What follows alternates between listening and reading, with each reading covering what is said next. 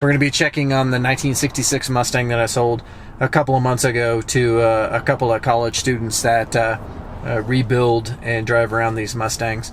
A couple of really nice guys going by to check on their progress, see how they're doing.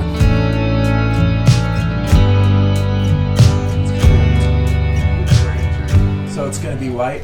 White, red interior, deluxe interior. I run the numbers. I was able to find a hole. Are you going to do a white interior also? No, red. Oh, red. Okay, yeah. Oh, yeah, white with red. That'll look good. Yeah. Man, you guys did a great job on that engine.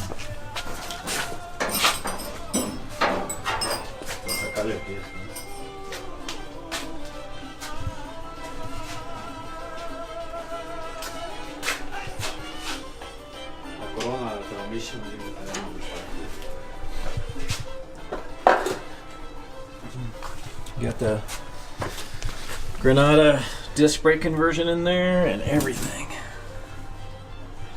Wow, it looks great, guys. Welcome back to another episode of Mile Point 3 Garage. So today I'm going to be installing the taillight housings in the Bronco that we have here.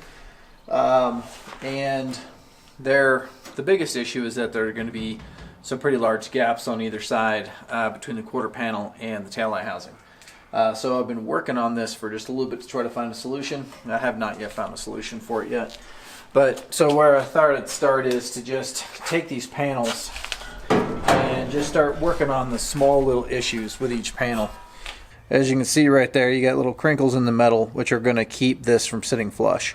So I'm trying to eliminate anything that is on the inside of the the inside of the taillight housing that's going to keep this from connecting flush to the quarter panels that are already in there. In hindsight, I probably on this other quarter that I just welded in would have mated this to the quarter first and lined it up, put a couple of tack welds in it, fit it to the truck, make sure that everything matches, and then weld it in that way. That way I can actually get in there and pinch the quarter and the rear taillight panel together. Now I don't know if that would have worked or not. It seemed to me like that would have worked, but we're well past that point.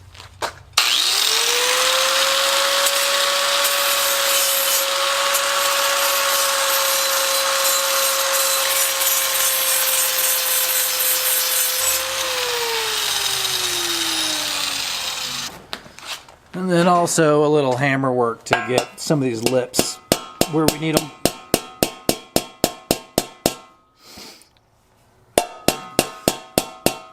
It's a game of millimeters.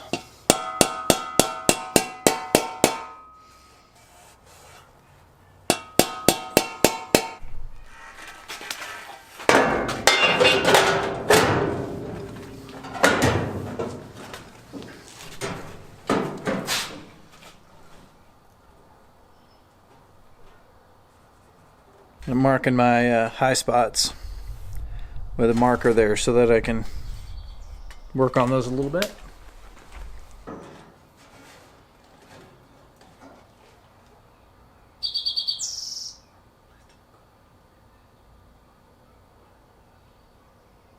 There are two types of hammers that you could use for a job like this.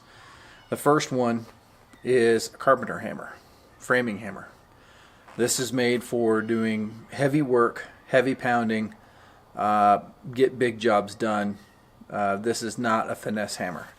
Then you have your body hammer. Your body hammer is made for finessing panels, finessing welds and things like that. Typically used with a dolly, with an auto dolly. You can massage the metal. So you want to make sure that you use the right hammer for the job. Now for a Bronco, you're actually going to use that one because that's what gets the job done on a Bronco.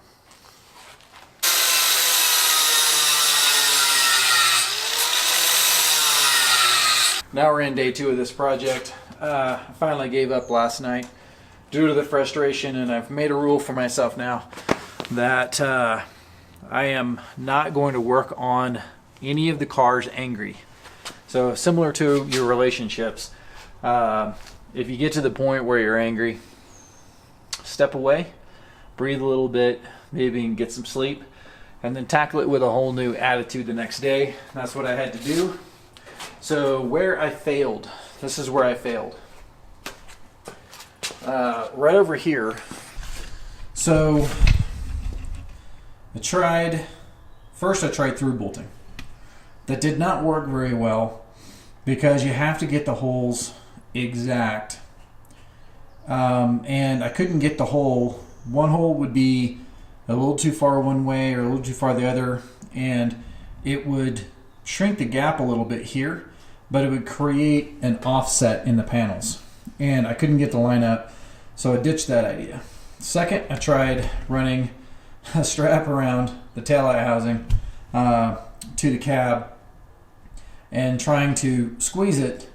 That did not work either because the pressure was in the wrong area. The pressure was on the back side of this taillight panel. I didn't want to clip it here because I was afraid that it would turn that knuckle into the panel and put a dent in it. So I stopped there. That's when I realized I started to get angry, started to call this panel names, and decided I would walk away from it. So I thought about it last night and decided that I would do this continue doing it the old-fashioned way, which is hammer and dolly and grinding and massaging to get the panel gaps as close as I could. And then I was going to have to tech screw it, but trying to get a tech screw in these angles without messing up the offset of the panels here is very difficult to do.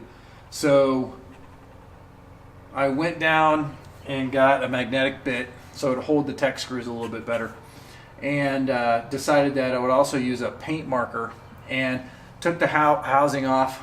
I basically drilled holes in the housing about every 2 inches all the way around, and then put the cap back on and went in there and with a paint pen pushed through those holes and marked this fender exactly where I need, or this quarter panel exactly where I needed it to be drilled. Pulled that off, drilled those holes, put it back on, and then went through and with my screw gun and also with a ratchet in the hard to hit areas, screwed it all back in again. So now there's about 8 screws holding this in, and it's pulled this gap to where I think it's good enough, and the rest of it can be I'm going to be using some body filler in.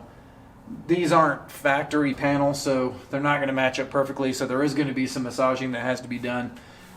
So that'll be part of the massaging, but the gap is actually reasonable. So this is the gap. It's really hard to see, but it is less than 1/8 of an inch right here in this particular part of the housing.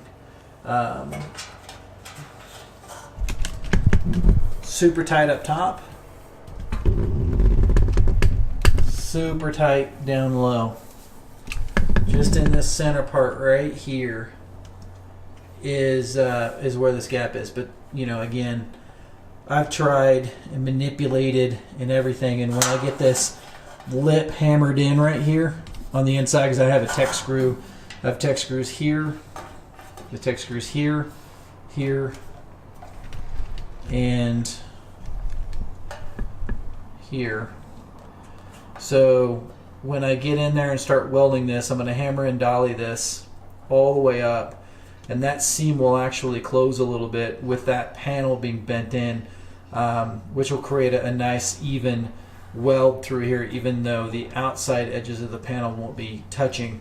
That's a piece of cake.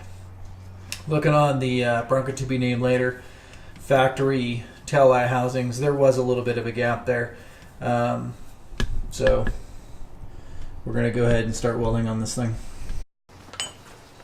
So just before I'm welding, I'm going through with a cold chisel and a framing hammer, something with a lot of meat. And I'm basically running this down the panel and getting all of the areas that I'm going to weld in first as flush to the quarter panel as possible.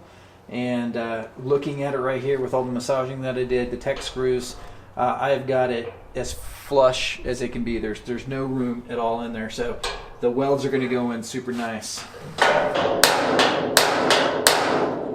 All right, no turning back now.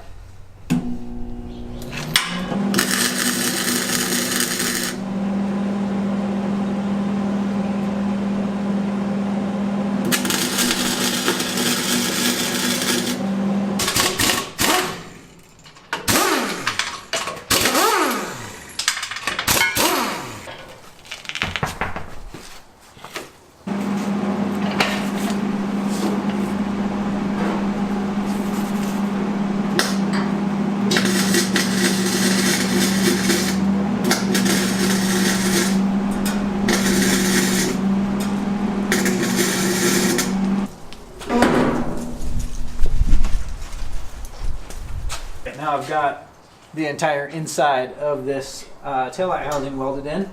There's probably 15 points of, or 15 spot welds in there, which I think will be nice and tight. I know that the factory, or at least it looks like on the Bronco to be named later, that the factory welded in this side of the panel right along here. There's spot welds all along here on my other Bronco. Along the taillight housing here, there is a bracket that goes inside that holds the taillight. I did drill 4 holes into this panel right here to weld them in here just to save on any kind of extra holes I'll have to put in the front. But the rest of them I'm just going to drill holes, fill them all the way, and then lightly grind them off.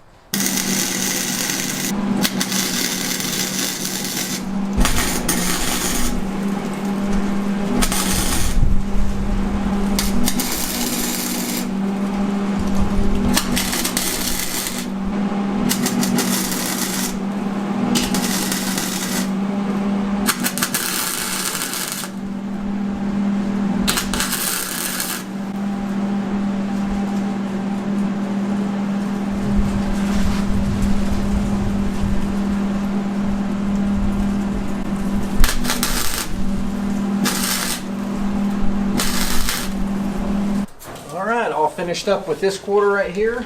I've got the weld sanded down and cleaned up on the inside a little bit, all the way up underneath the lip, and rock solid.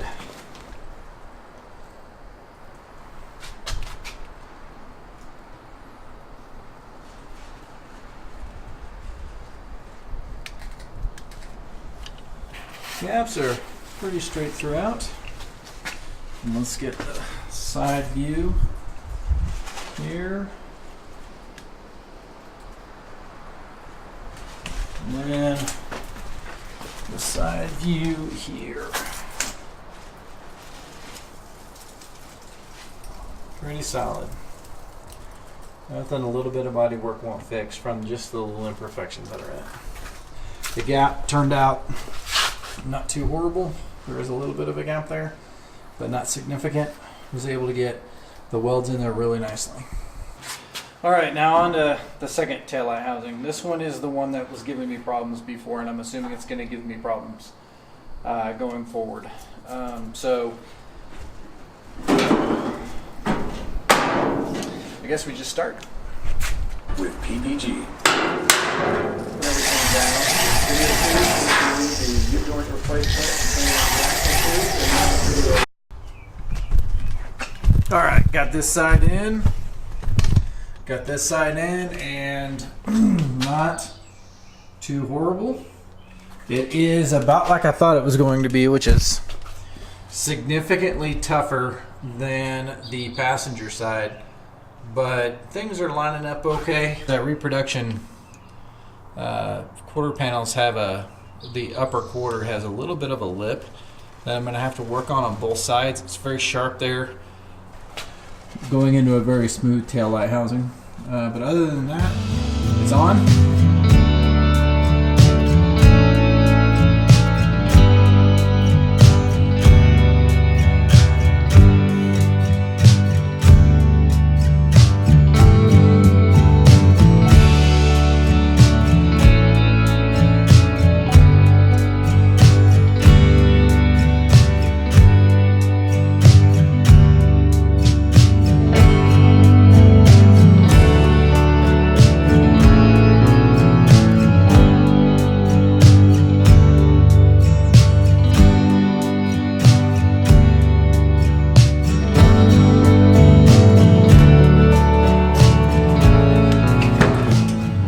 Well, that is a wrap on the taillight housings, and the next major project is going to be the rocker panels. We're going to get those in here hopefully pretty quick, and then button up some of the other small things in the car, and then we may be at that point pulling the body off of the car in order to get it prepped for primer. So I'm sure I'm missing something big, but I'm creating a list so I can get myself organized on this, and getting ready for camping season. and we have a 1965 Apache tent trailer that I spoke about briefly last year, that we restored the inside a little bit with more modern furniture, and then we're going to turn it into an Overlander style trailer, and that's coming up here pretty soon too. But I will post that video of kind of the interior mod that we did on it with LED lights and stuff like that. Like and subscribe. We have a lot of content coming, and we very much appreciate it. That's a wrap for Mile Point 3 Garage. See you next time.